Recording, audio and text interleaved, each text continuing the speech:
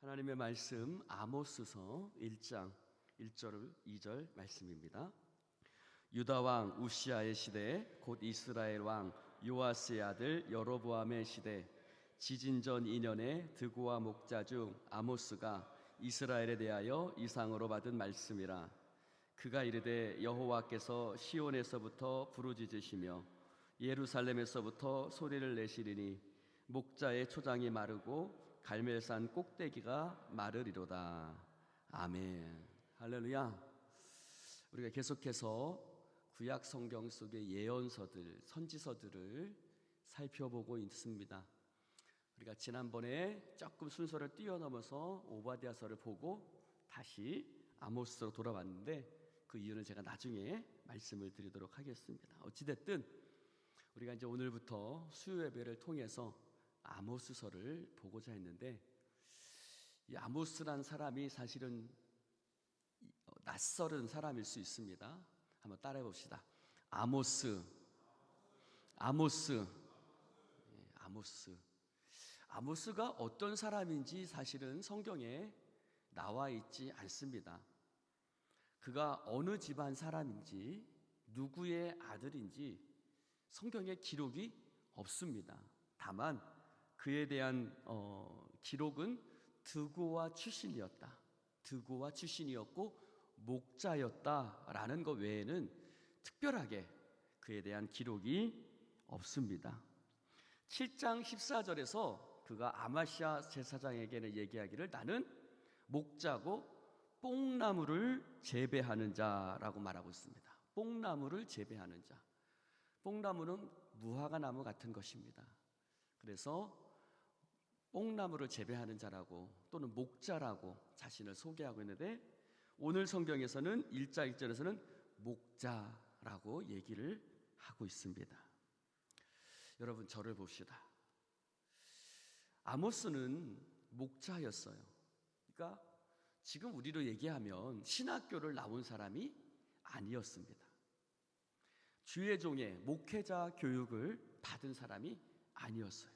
우리로 말하면 전도사, 강도사, 목사 이렇게 되고 신학대학원을 가고 고시를 보고 이러한 과정을 거친 사람이 아니었습니다. 그런데 하나님께서 그를 세우시고 그를 북이스라엘로 보내셔서 하나님께서 그를 주의 종으로서 쓰시는 것을 볼 수가 있습니다.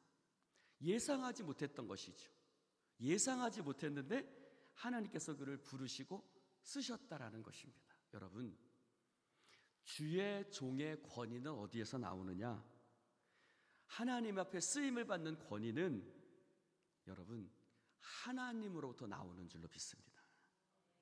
그건 세습이 되는 게 아니에요. 세습된다고 그 하나님이 주시는 권위가 생기는 것이 아닙니다. 그렇다고 공부해서 획득하는 것이냐?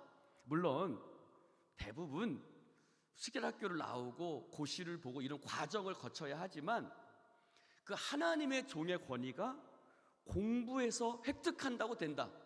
그리고 신학교만 나오면 다 됩니까? 요즘은 신학생 가보면 담배도 피고 술도 먹고 별의별 거 다 한다고 합니다. 그러니까 갈 데 없어서 신학교 가는 사람들도 많이 있는 거죠. 실력이 안 되니까 어떻게 하다 보니까 그냥 신학교 가는 경우들도 사실은 많이 있어요. 여러분, 주의 종의 권위는, 하나님의 종의 권위는 획득하거나 얻어지는 것이 아니라 하나님이 부어주시는 것인 줄로 믿습니다. 그래서 오직 하나님의 임재하심이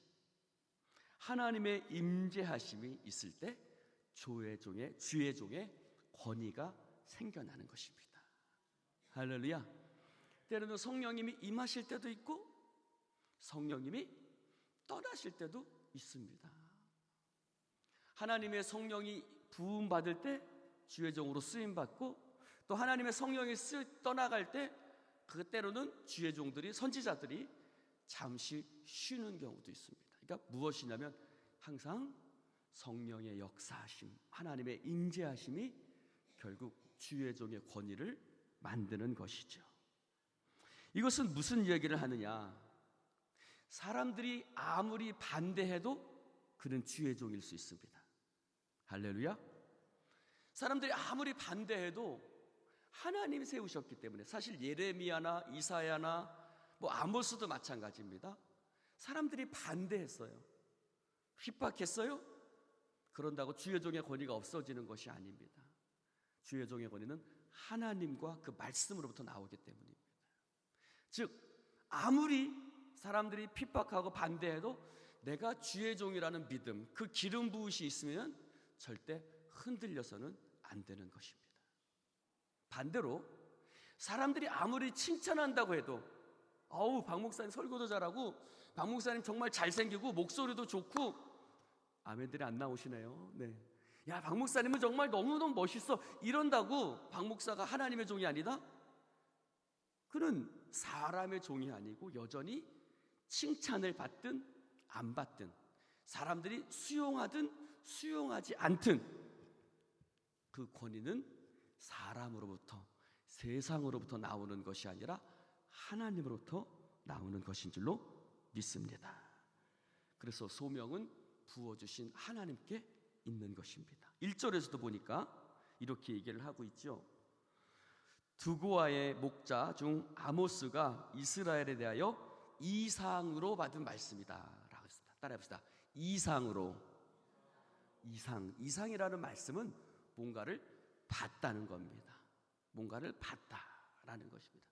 근데 여기서 말하는 이상이라는 것은 보기는 보는데 육신적인 눈으로 본 것은 이상이라고 하지 않습니다. 육신적인 눈으로 본 것이 아니라 어떤 눈으로? 영적인 눈으로. 하나님께서 보여주시는 것을 믿음의 눈을 떠서 하나님이 당신의 종들에게 보여주시는 것을 이상이라고 하는 것입니다. 할렐루야. 그래서 사랑하는 성도 여러분, 하나님의 말씀 선포라는 구체적인 그 사역으로 하나님이 보여주신 것을 말씀으로 선포하는 사람, 할렐루야, 이게 굉장히 중요하죠. 이상을 보는, 환상을 보는 사람들이 많이 있습니다. 근데 그게 구체적인 말씀 선포로 이어져야 된다는 거예요. 그래서 이상과 비전, 꿈, 환상, 계시, 이런 것은 항상 어디 안에 있어야 되는 거예요? 말씀 안에서. 할렐루야. 여러분 너무 환상 좋아하지 마십시오. 하나님 환상을 보여주시기도 합니다. 그건 아주 중요하고 좋은 것입니다. 그러나 항상 그것은 어디 안에서? 말씀 안에서 검증돼야 될 줄로 믿습니다. 말씀 속에 있어야 된다는 거예요. 그래서 이것은 영적인 눈이 띄어지러 가서 볼 수 있는 것인데, 여러분 그래서 주의 종들은요 선견자가 돼야 돼요. 따라해 봅시다. 선견자가 뭐예요? 선은 먼저 선, 견은 볼견. 그러니까 어떻게 한다는 거예요? 무엇인가를 미리 본다는 거죠. 할렐루야. 주의 종은 무릎을 꿇고 하나님께서 보여주신 것들을 봐야 돼요. 말씀 속에서, 기도 속에서 하나님, 이 공동체를 향한 하나님의 뜻이 무엇입니까? 우리의 나아갈 길이 어디입니까? 라고 무릎 꿇고 기도해야 되는 것이죠. 아모스는 드고아 출신이었습니다. 드고아는 베들레헴에서 수 킬로미터 떨어진 곳입니다. 여기는 르호보암과 르호보암 때 남유다와 북이스라엘이 갈라졌죠. 그 르호보암 때 성읍을 세우기도 했던 곳이기도 하고, 여호사밧 왕이 모압과 암몬의 군대를 무찌른 곳이기도 합니다. 그러니까 그는 어디 출신이냐면 남쪽 출신이에요. 남쪽. 그 당시 북쪽 이스라엘과 남쪽 유다로 갈라져 있었는데, 아모스는 어디 출신이냐면 어디 출신이요?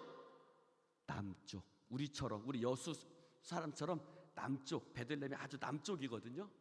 그러니까 이스라엘의 여수 같은 곳이었습니다. 그렇게 바닷가는 아니지만 어찌됐든 남쪽 유다 실신이었습니다. 근데 여로보암이라고 말하고 있죠. 여로보암은 북쪽의 왕이에요. 잘 보시면 아모스는 남쪽의 사람인데 하나님께서 그를 어디로 보내셨냐면 북쪽으로 보내셨어요. 아니, 왜 하나님은 남쪽에 있는 아모스를 북쪽으로 보내셨을까? 여러분, 그 당시에 북쪽 이스라엘은 여로보암, 정확히는 여로보암 2세입니다. 이 여로보암 2세 때는 아주 나라가 번성했을 때예요. 북이스라엘이 아주 번성했었는데 영적으로는 타락했었습니다. 여러분, 내 삶이 번성한다고 영적으로 번성이다? 그렇지 않습니다. 오히려 내 삶이 번성할 때 영적으로는 침체되어 있는 경우들이 더 많죠. 다윗 같은 경우도 언제 범죄했습니까? 그가 늦지막히 일어나서 하면서 테라스로, 지금 우리 베란다 같은 테라스로 이렇게 딱 나가보니까 저 건너편에 아리따운 여인이 목욕을 하고 있는데 그게 누구였어요? 네. 그러니까 그는 늦잠을 잘 정도로 아주 평안할 때였어요. 아주 늦잠을 잘 정도로 평안할 때였지만 영적으로는 몰락해 있었던 것이죠. 사랑하는 성도 여러분, 그래서 하나님은 남쪽에 있는 아모스를 북쪽에 있는 북이스라엘의 땅으로 보내십니다. 여로보암 시대는 여로보암 1세가 있고 2세가 있는데 한번 따라해 보실까요? 여로보암의 죄를 따라갔다. 성경에 이런 표현이 많이 있어요. 여로보암의 죄를 따랐다. 여로보암의 죄를 행했다. 이런 말들이 많이 있는데 북이스라엘을 세웠던 여로보암이라는 왕이 아주 영적으로 잘못된 왕이었어요. 당시 예배는, 제사는 어디서만 드려야 되냐면 예루살렘에서만 드려야 됩니다. 근데 북이스라엘 사람들이 국경을 건너가서 남쪽의 예루살렘에 가서 예배를 드리면 갔다가 안 돌아오면 어떻게 하지? 갔다가 저쪽 백성이 되면 어떻게 하지? 이런 염려가 생기는 거예요. 그래서 북쪽에 단과 베델에다가 제단을 만들었습니다. 하나님이 인정하시는 제단이 아니었어요.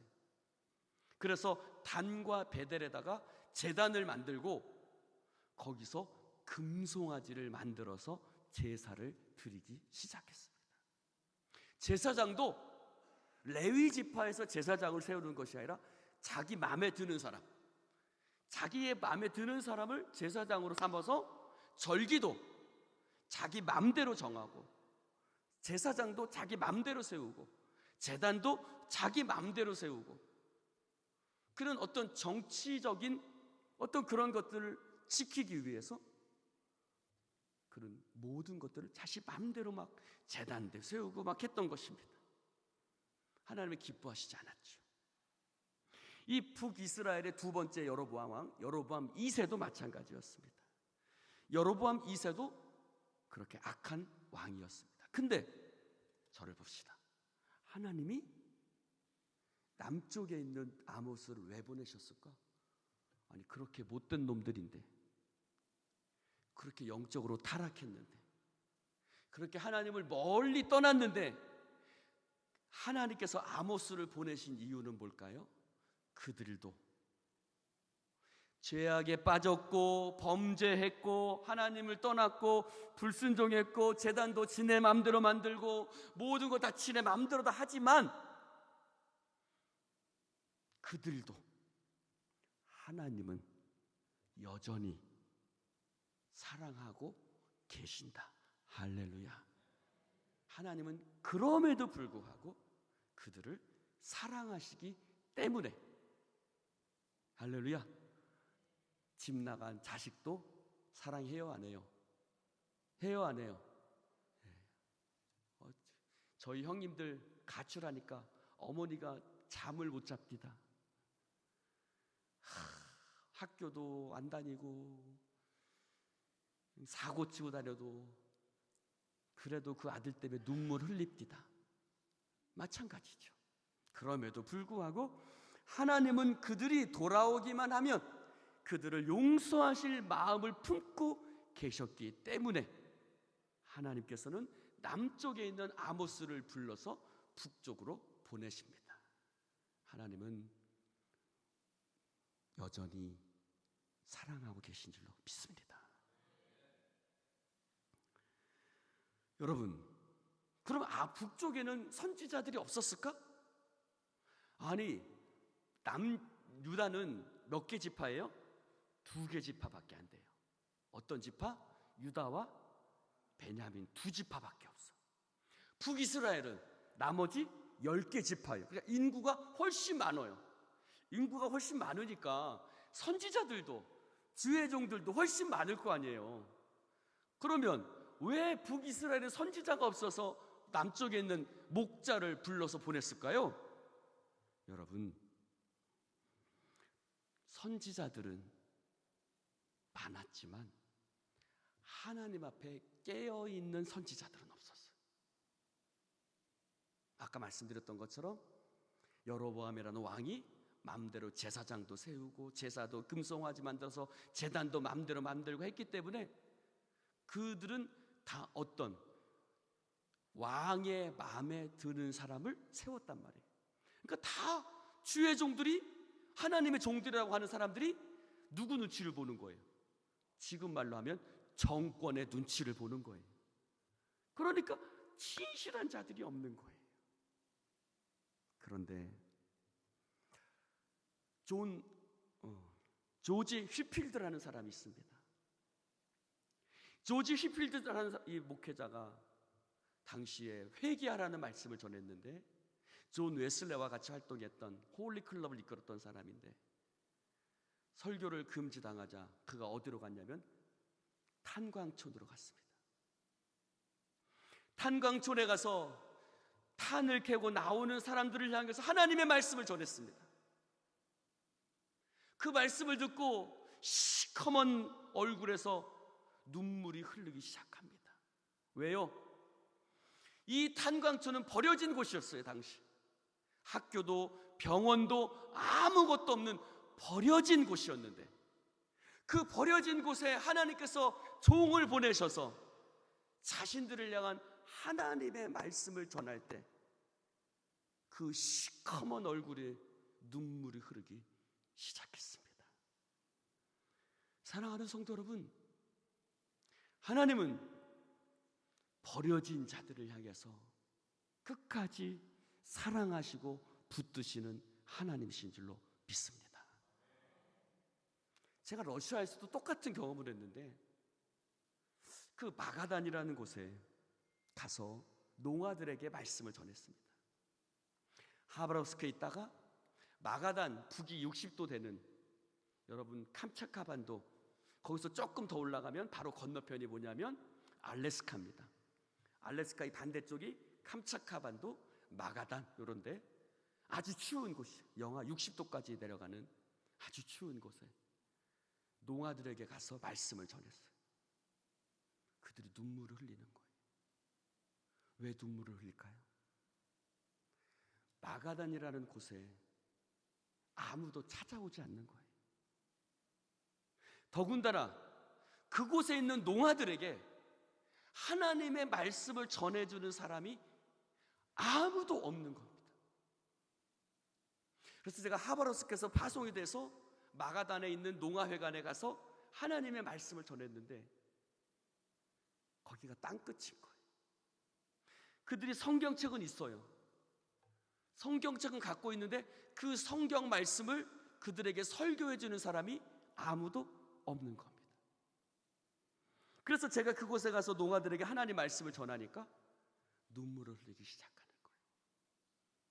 제가 설교를 잘해서가 아니고 하나님이 자기들을 사랑하신 그 사랑 앞에 눈물을 흘리는 겁니다. 오호츠크란 곳도 마찬가지였어요. 이 오호츠크도요 굉장히 1년에 6개월이 바다가 얼어 있어서 1년에 6개월은 배가 갈 수 없는 곳입니다. 그래서 거기는 비행기를 타고 가야 되는데 비행기 쌍발 비행기입니다. 털털털털 거립니다. 그 비행기를 타고 한 4시간 정도를 비행해서 가야 되는데 얼마나 무서운지 몰라요. 가니까 저한테 그럽니다. 아니, 러시아 사람들도 안 오는데 멀쩡한 한국 사람이 왜 여기에 옵니까? 라는 거예요. 그들도 말씀을 전하는데 놀라운 성령의 역사가 일어났습니다. 그들이 회개하고 하나님의 말씀을 듣고, 저도 그곳에서 하나님의 놀라운 은혜를 경험하게 됐는데, 사랑하는 성도 여러분, 하나님이 왜 아모스를 북쪽에 파견하셨을까? 하나님은 그들을 사랑하셨기 때문입니다. 또한 동시에 거기에 있는 선지자들, 주의 종들이 역할을 제대로 못했기 때문입니다. 그러나 하나님의 말씀은 매이지 않습니다. 북쪽에 있는 선지자들이 하나님의 말씀을 자기 마음대로 전하고 그들에게 경고하고 하나님의 말씀을 온전하게 전해야 하는데, 하나님의 말씀을 붙들고 하나님의 말씀을 진정으로 제대로 전하지 않았습니다. 그랬더니 하나님께서 그곳에 있는 모든 백성, 주의 종들이 다 하나님을 떠나고 하나님의 말씀을 온전하게 전하지 않으니까 어떻게 해요? 남쪽에 있는 목자, 드고아 출신 목자, 뽕나무를 재배하는 자를 하나님께서 세우셔서 그를 북쪽으로 보내시고, 그 북쪽에서 그들을 향해서 하나님의 말씀을 전하게 하시는 줄로 믿습니다. 하나님의 말씀은 매이지 않습니다. 사랑하는 성도 여러분, 바울이 감옥에 갇혀도, 베드로와 요한이 감옥에 갇혀도 하나님의 말씀은 매이지 않고 감옥을 뛰어넘고 담장을 뛰어넘고 모든 장벽을 뛰어넘어 하나님의 말씀은 증거되어지는 줄로 믿습니다. 사랑하는 성도 여러분, 사람은 잡아맬 수 있지만 하나님의 말씀은 매일 수가 없습니다. 북이스라엘의 선지자들이 하나님의 말씀을 붙들고 있었지만 하나님은 남쪽의 목자인 아모스를 보내셔서 하나님의 말씀을 전하게 하셨던 것입니다.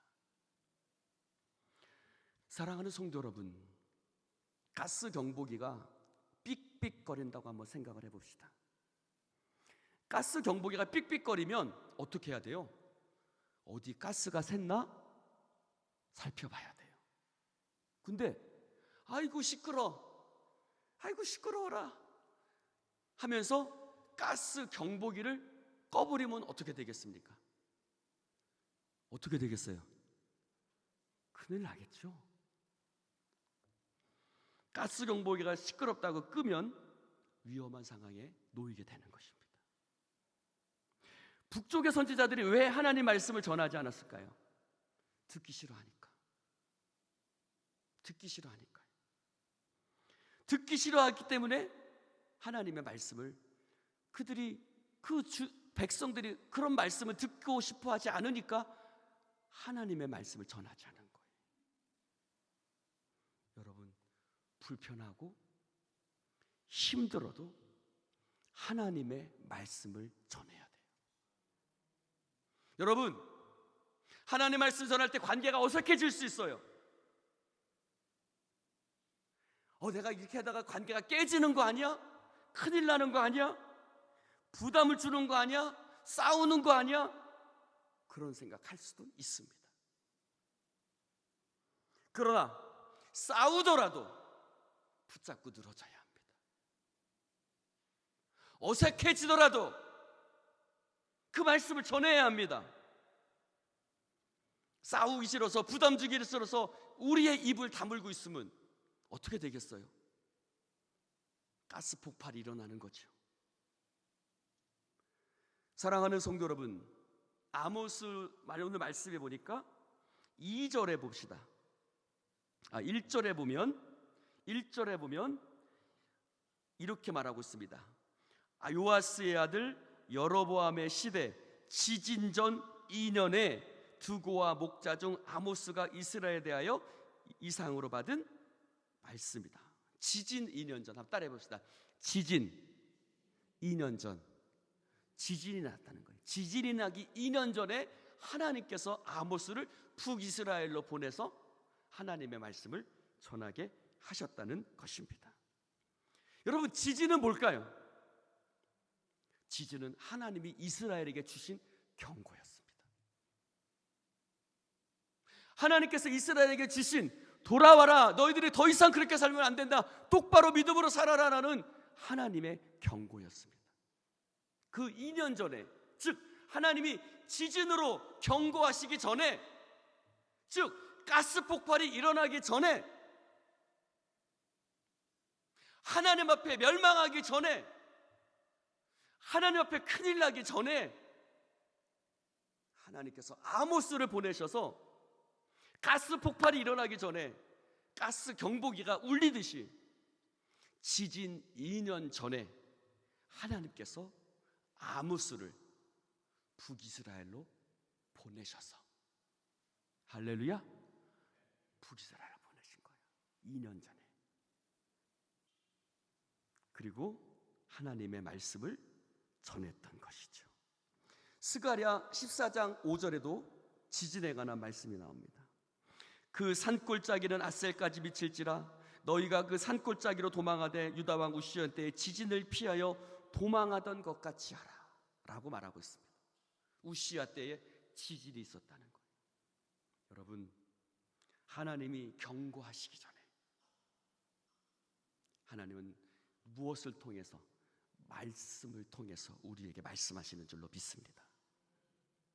하나님의 말씀이 우리 가운데 임할 때 어떻게 해야 돼요? 듣기 싫어도 들어야죠. 가스 경보기가 삑삑삑, 아이고 저 듣기 싫어 하는 것이 아니라 그 소리를 들어야죠. 사랑하는 성도 여러분, 말씀 앞에 나오지 않으면 자신의 모습을 깨달을 수 없습니다. 말씀 앞에 나오지 않으면 깨달을 수 없습니다. 그러나 성경이 내 말씀, 하나님의 말씀이 내 안에서 해석이 되어질 때, 할렐루야, 하나님의 말씀이 내 삶을 속에서, 하나님의 말씀이 내 안에서 해석이 되어질 때 하나님께 모든 것을 맡기게 되고 회개하게 되고 하나님 앞에 바로 서게 되는 줄로 믿습니다. 사랑하는 성도 여러분, 오늘 기도하지 않았는데 일이 잘 풀리고 있습니까? 내가 하나님 앞에 순종하지 않는데 무엇인가 잘 되고 있습니까? 따라해 봅시다. 하나님이 많이 봐주시고 계시는구나. 하나님 여러분 봐주시고 계신 겁니다. 지켜보고 계시는 거예요. 하나님이 많이 봐주시고 계신 줄 아십시오. 사랑하는 성도 여러분, 하나님은 하나님의 말씀이 전달될 정상적인 길들이 막힐 때 비정상적인 방법으로라도 하나님은 말씀을 들려주시고 하나님은 그를 깨닫게 하시는데 아모스를 보내서 하나님은 북이스라엘에게 말씀을 전하시고 깨닫게 하셨습니다. 오늘 2절 말씀 볼까요? 시작. 그가 이르되 여호와께서 시온에서부터 부르짖으시며 예루살렘에서부터 소리를, 거기 읽어봅시다. 하나님이 부르짖는다 그랬습니다. 부르짖는다는 건 뭐가 부르짖는다는 거예요? 사자가 부르짖듯이, 늑대가 부르짖듯이 아모스는 하나님의 말씀을 부르짖는 사자의 소리에 비유하고 있습니다. 여러분, 아모스는 너무나 잘 알고 있죠. 무슨 출신이라고요? 목자 출신이라고요. 양들을 끌고 가다가 저기서 아우 늑대 소리가 나면, 늑대나 사자가 울면 어떻게 해야 돼요? 목자는요, 혼비백산하죠. 양들도 알죠. 저거 사자 울음소리, 늑대 울음소리야, 알죠. 혼비백산하죠. 그럼 어떻게 해야 돼요? 재빨리 양들을 해가지고 빨리 도망쳐야죠. 빨리 피해야죠. 하나님께서 사자처럼 울부짖고 계신다고 말씀하고 있어요. 너희들을 향해서 하나님이 부르짖는 소리를 듣지 못하고 있느냐? 라고 말씀하고 있는 거예요. 여러분, 하나님이 사자처럼 부르짖으시며 소리를 내고 계신다. 어디서요? 예루살렘에서, 시온에서. 같은 곳이죠. 시온이나 예루살렘이나 하나님의 성전이 있는 곳. 여러분, 그들은 왜 예루살렘에서 예배를 드리지 않고 단과 베델에서 드렸을까요? 다윗의 왕관은, 다윗의 왕조는 거부할 수 있어요. 그러나 하나님을 거부해서는 안 됩니다.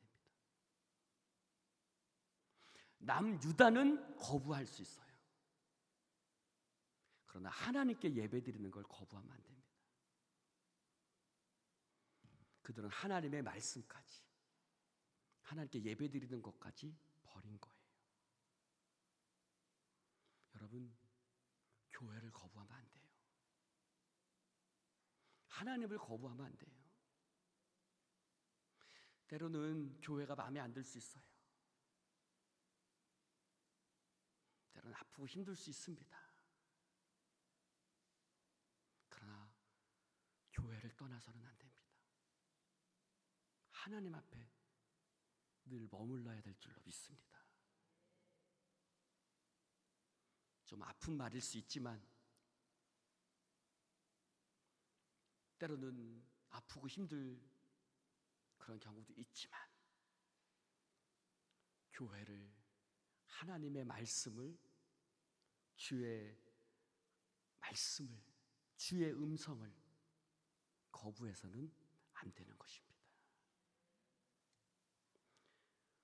사랑하는 성도 여러분, 오늘 하나님의 사자와 같은 소리가 있다라고 말씀하셨습니다.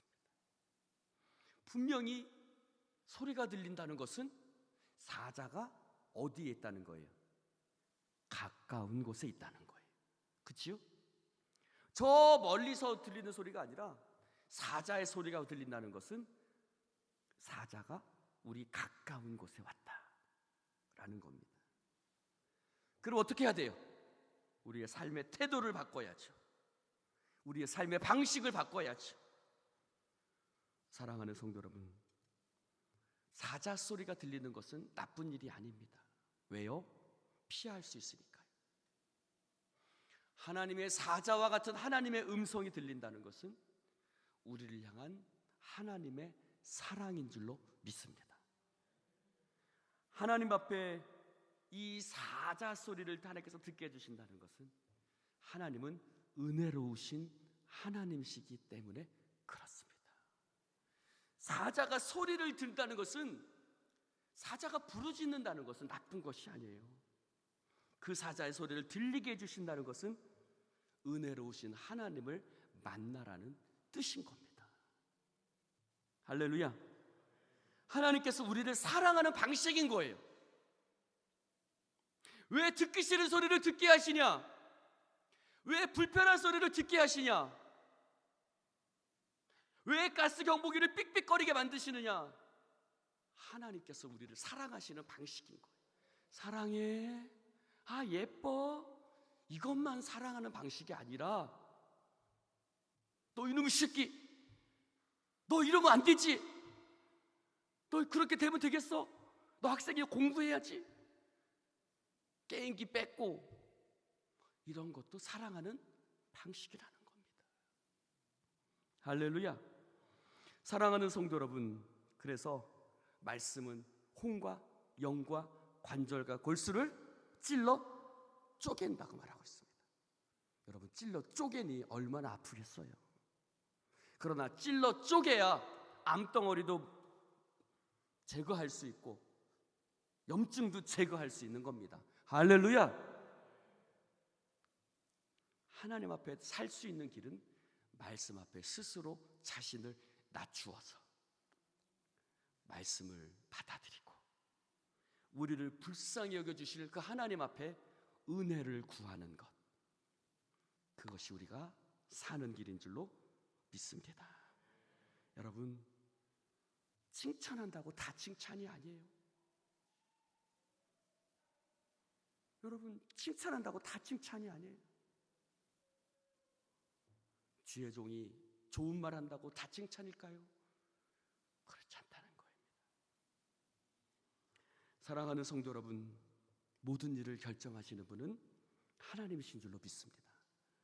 하나님께서 하나님의 말씀대로 이끌어 가시는데, 이스라엘 백성들이 그 말씀에서 벗어나서 하나님 앞에 불순종하고 떠나갈 때, 불순종하고 떠나갈 때, 하나님은 하나님의 말씀을 당신의 연약한 아모스를 들어서 하나님은 그들에게 말씀을 전해주시고 그들도 사랑한다는 것을 하나님께서 보여주셨습니다.